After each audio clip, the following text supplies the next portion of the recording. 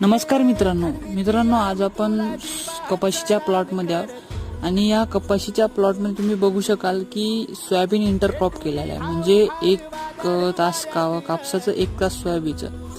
तर हे आपण एक डेमो म्हणून लावलेला आहे आणि याचा रिझल्ट पण खूप चांगला आहे.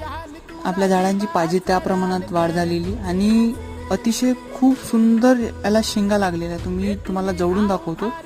इथं तुम्ही बघू शकता खालच्या बुडापासून तर वरच्या शेंड्यापर्यंत शेंगा आणि इथं फक्त 2च बिया लावलेल्या होत्या टोकन पद्धतीने. 2च बुडा सोयाबीनचे. आणि हे बघा तुम्ही, हे झाड सोयाबीनच्या शेंगामुळे वाकलेलं आहे, पूर्ण वाकून पडून गेलं होतं. आणि याच्यामध्ये आपण फक्त 2च स्प्रे घेतलेले आहे आणि आपलं ध्येय आहे की आपण 1 किलो बियाण्यामध्ये 1 क्विंटल तरी याच्यातून आउटपुट काढू, उत्पादन काढू. 1 किलोच आपण बी लावलेलं आहे सोयाबीनचं. तर अशाच नवीन व्हिडिओसाठी आपल्या